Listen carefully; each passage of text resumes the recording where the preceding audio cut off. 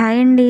ఈరోజు నేను French fries చేస్తున్నాను. దానికి ముందుగా ఒక 2 పెద్ద సైజ్ బంగాళదుంపలు తీసుకుని పీల్ చేసుకుని ఇట్లా సన్నని స్లైసెస్లా కట్ చేసుకోవాలి.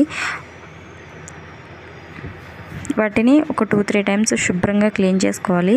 క్లీన్ చేసుకున్న తర్వాత కూల్ వాటర్లో కూడా ఒకసారి క్లీన్ చేసుకోవాలి. కూల్ వాటర్లో క్లీన్ చేసేటప్పుడు ఒక టేబుల్ స్పూన్ సాల్ట్ యాడ్ చేసుకుని క్లీన్ చేసుకోవాలన్నమాట. అట్లా క్లీన్ చేసిన తర్వాత ఒక తడి అనేది లేకుండా నీట్గా శుభ్రంగా తుడిచేసుకుని ఫ్రై చేసుకోవాలి. ఫ్రై చేసుకునేటప్పుడు ఆయిల్ అనేది మనకి హీట్గా ఉండాలన్నమాట.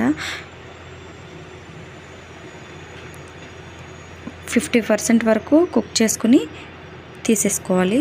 అది తీసుకున్నవి పూర్తిగా చల్లారిపోయిన తర్వాత దాంట్లో ఒక టేబుల్ స్పూన్ కార్న్ఫ్లవర్ యాడ్ చేసుకుని అవి మళ్ళీ డీప్ ఫ్రై చేసుకోవాలి.